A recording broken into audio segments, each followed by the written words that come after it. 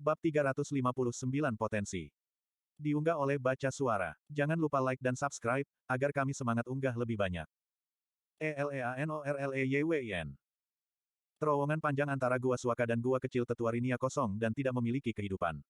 Kami sudah memburu tikus gua sampai punah, rupanya. Ada beberapa ratus orang yang harus diberi makan di tempat kudus sekarang, dan meskipun binatang buas mana itu terasa seperti bau pohon, mereka bisa dimakan, jika kamu membakar dagingnya hingga hitam dan tidak terlalu memikirkan apa yang kamu makan. Meskipun Tetua Rinia mengatakan dia terlalu sakit untuk pengunjung, aku tidak bisa menjauh begitu saja setelah apa yang aku dengar antara Firion dan Winsome. Aku harus berbicara dengan seseorang, tetapi aku takut untuk memberitahu orang lain. Karena Rinia pasti sudah tahu, bagaimanapun juga dia adalah seorang peramal, setidaknya aku tidak akan membahayakannya dengan mengungkapkan apa yang telah kupelajari. Ketika kami sampai di mulut celah sempit yang berfungsi sebagai pintu masuk ke rumah Rinia, aku menggaruk Bu di bawah dagunya dan di belakang telinganya. Kamu tunggu di sini, pria besar. Aku akan segera kembali. Ada bau pahit dan tanah yang keluar dari gua yang mengingatkan aku pada daun dandelion. Aku meliuk-liuk melalui celah di batu padat itu. Bahkan sebelum aku menjulurkan kepalaku ke dalam gua, sebuah suara lelah dan parau berkata, "Baiklah, masuklah, kurasa." Api menyala di dinding seberang, dan Rinia duduk di depannya di kursi rotannya, ditutupi selimut tebal. Gua itu panas terik dan kental dengan aroma pahit. "Sepertinya aku ingat pernah memberitahumu bahwa aku sedang tidak ingin menerima tamu," serak Rinia, membelakangiku. "Namun, kutukan peramal adalah bahwa aku bahkan tidak terkejut bahwa kamu tidak mendengarkan."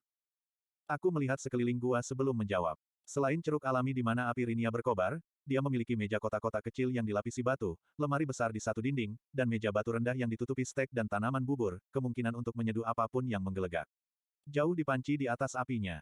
Sebuah ceruk kecil berisi tempat tidurnya dan lemari yang sangat bagus, sangat tidak pada tempatnya. "Maaf telah mengganggumu, Tetua Rinia, tapi aku ragu-ragu, menerima statusnya saat ini, apakah kamu baik-baik saja?" Sebanyak aku ingin berbicara dengannya tentang Eleanor, aku tidak bisa menahan perasaan bahwa ada sesuatu yang salah. Cocok sebagai kutu yang terbang, dia tersentak, menarik selimut lebih erat di sekelilingnya. Perlahan aku melintasi ruangan dan berjalan mengitari kursi Rinia agar aku bisa melihatnya dengan lebih baik. Kulitnya layu dan kering, dan rongga matanya cekung dan gelap. Rambut putih tipis menutupi wajahnya dan helaian longgar menempel di selimut, jatuh dari kepalanya.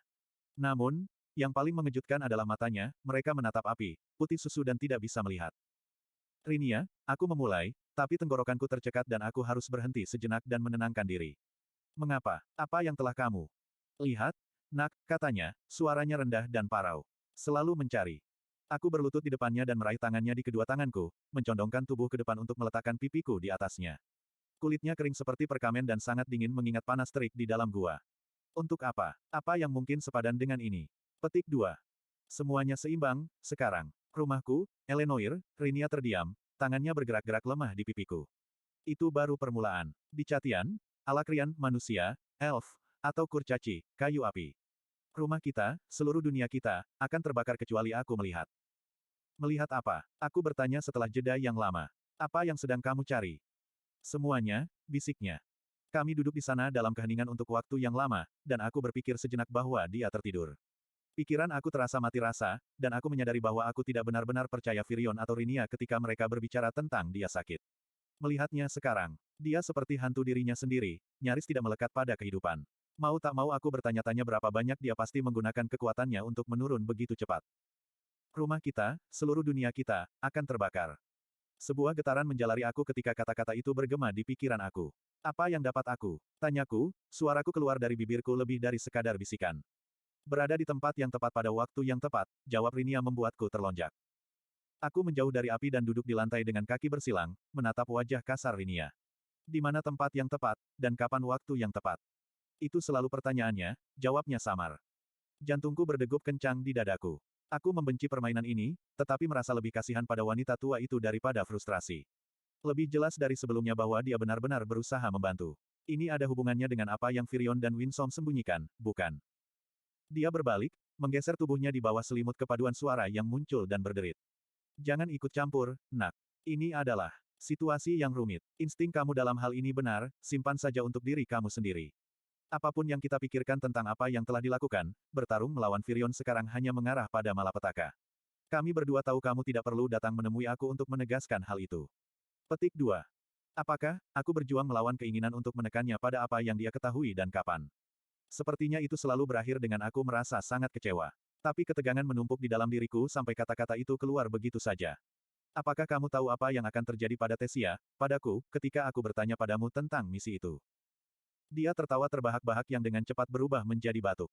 Setiap pilihan, setiap masa depan, semua mengarah pada satu hasil. Selalu-selalu. Maksud kamu apa? Aku bertanya, bersikeras. Sudah takdir Tesia akan memenuhi perannya sebagai wadah senjata Agrona, katanya sambil memejamkan mata dan kembali duduk di kursinya.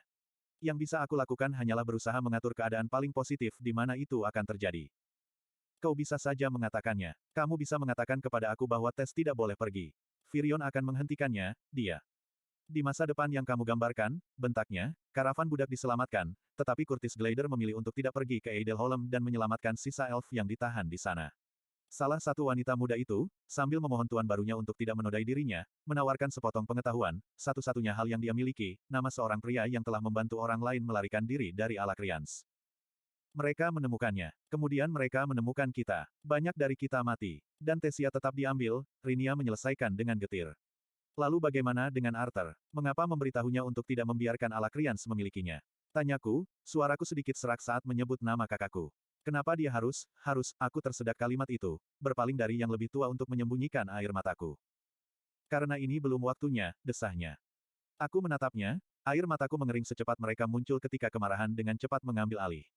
Tapi dia mati. Aku mendesis. Dan mereka tetap menangkapnya. Aku tahu, nak. Dia mengulurkan tangan gemetar ke arahku, tapi aku bergeser beberapa inci lebih jauh, dan akhirnya tangannya perlahan jatuh. Aku tahu. Apakah itu takdirnya untuk mati? Aku bertanya dengan tenang. Apakah itu harus terjadi? Rinia menggigil, gemetar pelan yang tampaknya mulai di dadanya dan bekerja keluar sampai melewati jari-jari kakinya. Oh, bagaimana aku harus tahu? Sepotong puzzle yang tidak cocok, itulah saudaramu. Aku tidak pernah bisa benar-benar melihat masa depannya, tidak seperti orang lain. Selalu main-main denganmu, gumamku marah, amarahku semakin menguasaiku. Arthur bukan bagian dari papan permainan. Dia adalah saudaraku. Teriakku, lalu langsung merasa bersalah saat mata Rinia yang buta perlahan terbuka. Maafkan aku. Dia hanya menggelengkan kepalanya. Tidak mudah, nak. Seluruh hidup kamu adalah memindahkan tongkat kecil yang mengambang di kolam, dari satu sisi air ke sisi lainnya. Tapi kamu hanya bisa menggerakkan tongkat dengan melemparkan kerikil ke dalam kolam dan membiarkannya menunggangi riak. Dan masalahnya adalah, matamu ditutup. Terkadang angin bertiup dan meniup tongkat. Aku tidak berbeda. Satu mata terbuka, mungkin, dan aku bisa melihat semua tongkat kecilmu dan riak yang menggerakkannya, tapi semua orang selalu mengganggu aliran dengan melemparkan batu mereka secara acak, mengacaukan seluruh kekacauan. Mengangkat lutut aku ke dada aku meringkuk di sekitar mereka.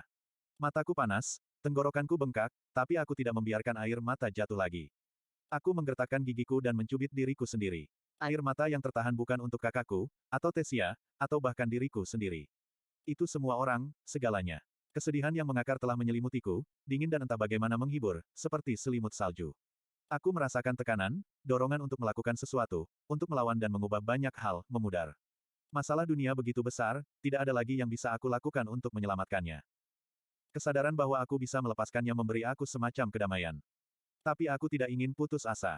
Aku tidak ingin menyerah, membiarkan orang lain berjuang untuk merebut kembali masa depan kita sementara aku bersembunyi, nyaman dalam keputusasaanku. Secara mental, aku memanggil Bu, dan sesaat kemudian tubuhnya yang besar muncul ke dalam gua, tepat di belakang aku. Dia mengisi ruang kecil dan bisa dengan mudah membuat puing-puing barang-barang Rinia, tapi dia sepertinya merasakan bahwa aku membutuhkan kenyamanan daripada perlindungan, dia berbaring di belakangku, dan aku bersandar padanya, membiarkan jari-jariku memainkan bulunya. Nah, itu baru, kata Rinia, seulas senyum di bibirnya. Banjir kehangatan keluar dari inti aku, menjernihkan pikiran aku dan membakar selimut dingin sikap apatis. Beri aku harapan, kataku pelan. Tolong Rini. Dalam semua penampilan kamu, kamu pasti telah melihat secercah cahaya. Petik 2.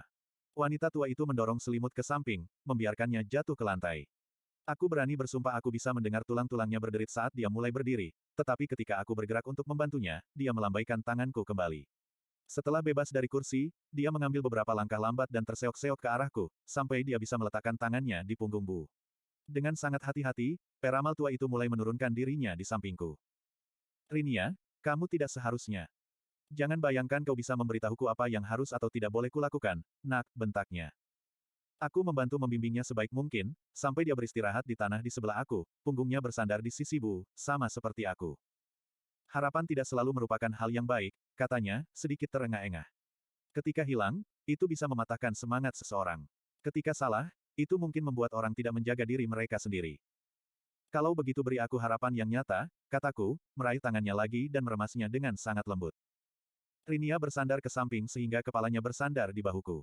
Ada tempat yang tepat dan waktu yang tepat. Dan aku tahu kapan dan di mana itu.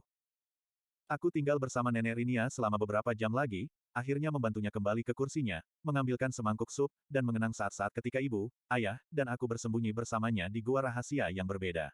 Tapi akhirnya dia menjadi lelah, jadi aku membantunya ke tempat tidurnya dan pergi. Pembicaraan itu membuatku lelah. Ada sesuatu tentang mencoba membungkus kepalaku di sekitar pembicaraan peramal Rinia tentang masa depan potensial dan keadaan positif yang melelahkan pikiranku dan membuatku merasa kecil dan kekanak-kanakan. Tetapi kemudian aku mengingatkan diri aku sendiri bahwa ketika Arthur berusia 14 tahun, dia pergi ke negeri para dewa, berlatih dengan para dewa untuk berperang dalam perang yang akan mengubah seluruh dunia. Aku menepuk sisi Bu saat kami mendaki tanpa suara melalui terowongan yang berkelok-kelok. Keberatan jika aku naik, pria besar. Beruang penjaga mendengus setuju dan berhenti.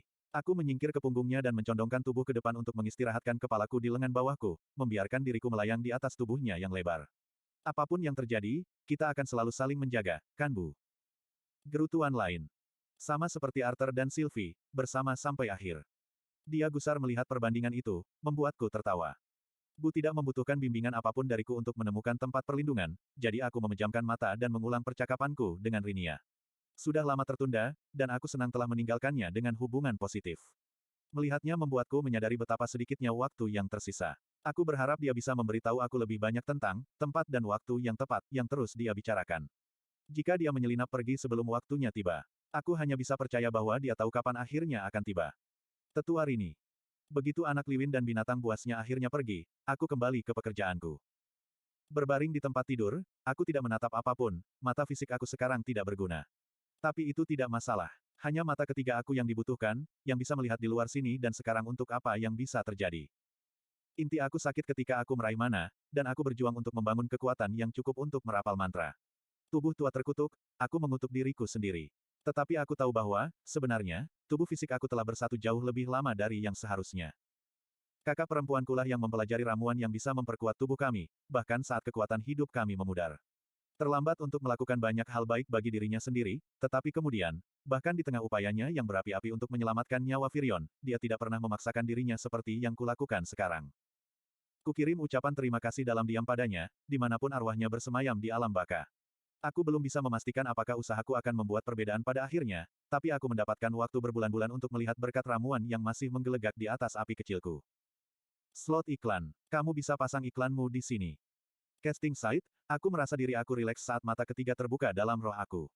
Melalui mata metafisik ini, dunia eterik menjadi terlihat, mengungkapkan jaringan rumit tak terhingga dari jalinan benang yang menyebar ke masa depan. Namun, hanya melihat mereka tidak cukup. Seperti yang telah diajarkan tuanku, aku mengulurkan tangan ke arah Aefum. Perlahan, ragu-ragu, seperti seseorang akan mendekati binatang setengah liar.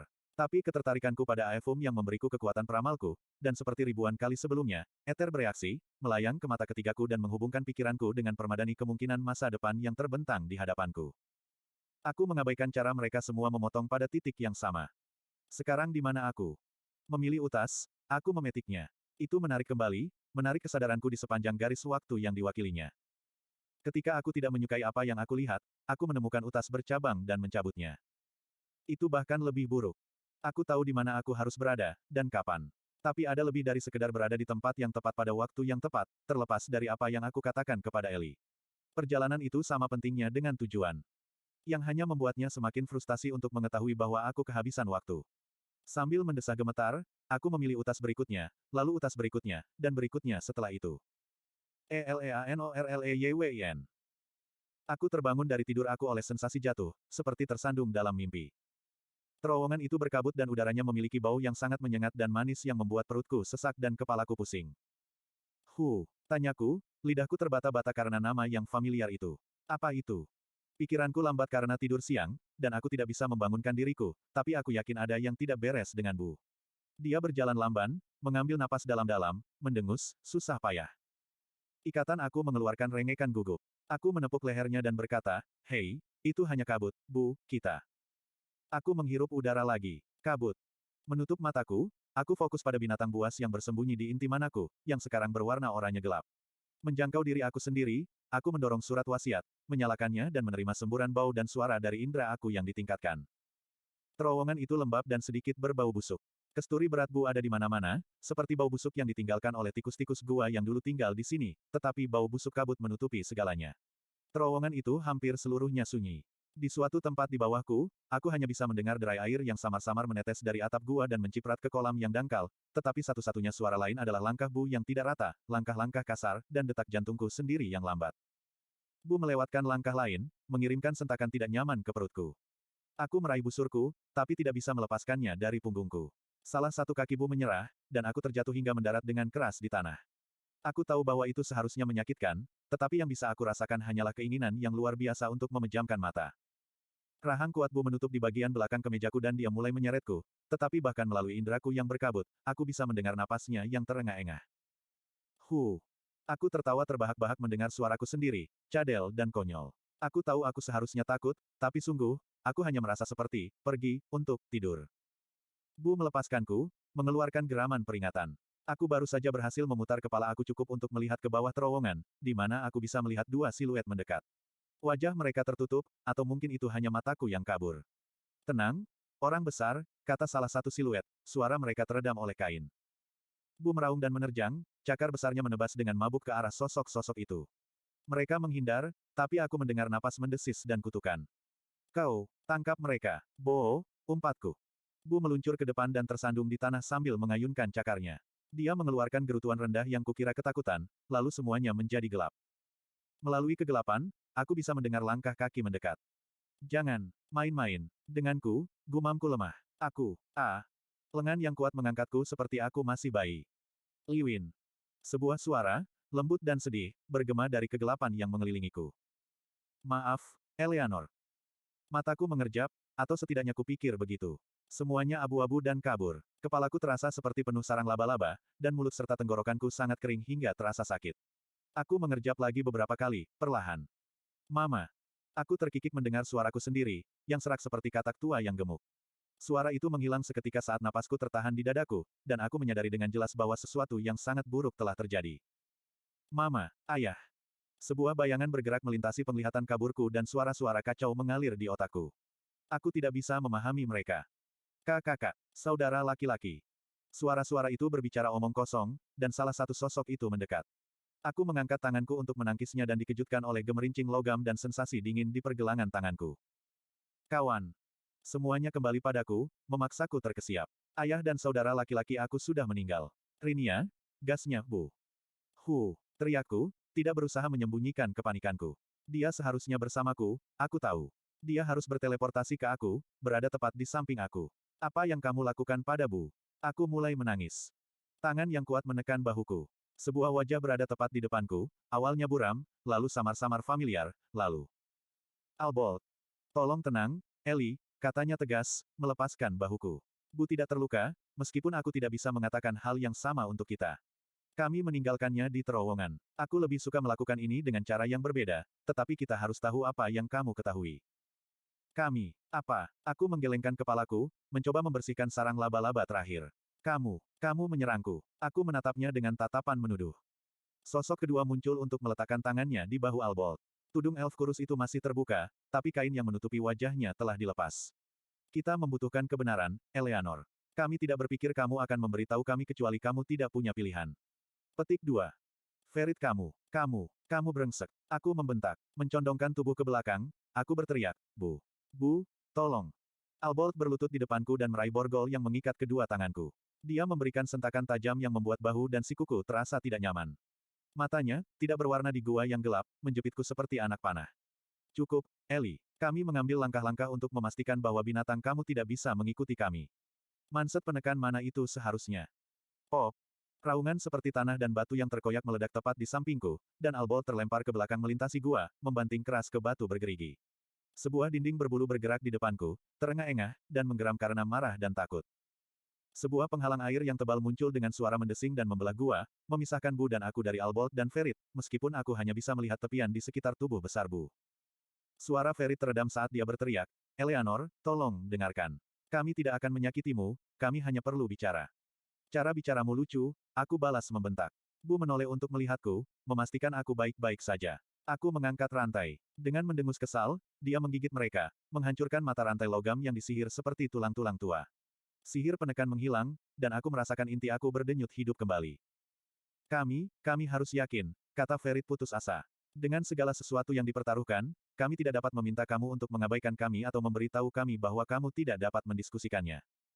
Aku berdiri dan menggoyangkan lengan dan kakiku, yang masih terasa setengah tertidur. Ketika aku yakin aku tidak akan jatuh, aku melangkah di sekitar Bu dan berjalan ke dinding air, memelototi para elf di sisi lain. Bu bergerak seperti bayangan di sampingku, giginya terlihat. Albold sedang membersihkan dirinya, dan aku melihat celananya robek dan kakinya dibalut dengan perban, berlumuran darah. Kedua elf itu mengamati ikatanku dengan waspada. Aku menepuk bahu Bu. Aku tidak percaya aku telah berusaha menemukanmu selama berminggu-minggu, gerutuku, menatap mata Albold. Dia meringis, tapi tidak mengalihkan pandangannya. Apa yang kalian inginkan? Kamu mendapatkan satu kesempatan. Dan jangan berpikir Bu tidak akan memakanmu jika kamu menyerangku lagi. Bu menggeram mengancam. Ferit melepaskan mantranya dan dinding air jatuh, mengalir ke lantai dan meninggalkan batu kering di belakang. Tangannya terangkat sebagai isyarat damai saat dia melangkah maju. Kami tahu Virion berbohong, Eleanor. Ceritanya tidak masuk akal. Dan kami tahu kamu berbicara dengan Asura, Winsom, dan bahwa kamu telah mengunjungi peramal tua itu. Tangannya jatuh ke samping dan mencengkeram ujung jubahnya dengan putus asa. Albold menggertakkan giginya dengan keras. Aku tidak tahu mengapa seorang gadis berusia 12 tahun terlibat dalam semua ini, tetapi kami perlu tahu apa yang kamu ketahui. 14. Kataku dengan marah, menyilangkan tangan di depan dada. Dan apapun yang Virion katakan padamu, itu untuk kebaikanmu sendiri. Aku ingat kata-kata Rinia, melawannya hanya akan menyebabkan bencana. Albold merengut. Itu tidak cukup baik. Kami, semua elf, layak mengetahui kebenarannya. Jika Virion bekerja dengan musuh. Aku meniup raspberry, bertingkah seperti usia yang mereka kira dan menggambar ekspresi terkejut dari kedua elf itu. Kebenaran menyebalkan. Mengetahui itu tidak membantu, percayalah padaku. Albold memasang tampang keras dan putus asa, tapi Ferit tampaknya mengecilkan dirinya. Kau bukan elf, Eleanor. Kamu tidak bisa tahu seperti apa ini. Petik 2. Aku membuka mulut untuk membalas bahwa aku tahu bagaimana rasanya kehilangan orang, tetapi kata-kata itu mati di tenggorokanku. Apa yang Rinia katakan lagi? Tanyaku pada diri sendiri, berusaha untuk tidak goyah sambil memeras otakku yang stres untuk mengetahui detail percakapan kami. Jangan terlibat. Ini situasi yang rumit. Aku tahu kamu juga kehilangan orang, Eleanor, kata Ferit, maju setengah langkah, tapi membeku ketika Bu menggeram pelan. Aku tidak mengenal ayahmu, sungguh, tapi, Arthur Lewin adalah saingan terbesarku, dan teman dekat. Kekalahannya mempengaruhi kami semua. Suara Ferit bergetar. Tapi aku kehilangan semua orang, apakah kamu mengerti? Peri itu pecah, wajahnya berubah menjadi seringai saat air mata membanjiri pipinya dan isak tangis menghantam bahunya. Dia menekankan tangan di atas matanya, meringkuk pada dirinya lebih jauh. Melalui isak tangisnya, dia berkata, seluruh keluargaku, mereka semua telah tiada. Dia merosot ke lantai, dan Albold berlutut dengan canggung di sampingnya, ekspresinya tidak terbaca. Ferit menyeka lengan baju di wajahnya dan mengambil napas gemetar. Aku mencoba menyelamatkan mereka, tapi aku tertangkap, bahkan tidak pernah mendekat. Aku meninggalkan mereka bertentangan dengan keinginan mereka untuk menghadiri Akademi Sirus, untuk menjadi lebih dari sekedar putra keempat dari keluarga bangsawan, tapi aku mengecewakan mereka, mengerti. Dan sekarang mereka pergi begitu saja. Albold pucat seperti hantu di sebelah Ferit yang berwajah merah. Tatapannya terfokus ke kejauhan, tidak melihat temannya atau aku. Raja dan ratu kita, pergi. Putri kami, pergi. Rumah kami, budaya kami, hilang. Teman dan keluarga kita, guru, kekasih, saingan. Seluruh dunia kita, hilang. Baru saat itulah dia bertemu dengan mataku. Dan kita bahkan tidak mengerti mengapa. Aku tidak bisa mengalihkan pandangan dari matanya yang tajam. Apa yang bisa aku katakan untuk meringankan kehilangan yang lengkap dan pahit seperti itu? Jika mereka tahu apa yang sebenarnya terjadi di Elenoir, apakah itu akan benar-benar membuat mereka merasa lebih baik, atau hanya lebih tidak berdaya, putus asa, seperti aku? Selain itu, aku beralasan pada diri sendiri, Rinia menyuruh aku untuk tidak melakukannya. Tapi kemudian, dia tidak menyuruhku untuk tidak memberitahu orang lain. Aku tidak berpikir kebenaran akan membawa elf penutupan apapun, tetapi bukankah mereka pantas mendapatkannya? Aku bersandar pada Bu, menggerakkan jari-jariku ke bulunya dan mendengarkan detak jantungnya di telingaku karena suara kertakan gigiku. Oke, aku akan memberitahu kamu.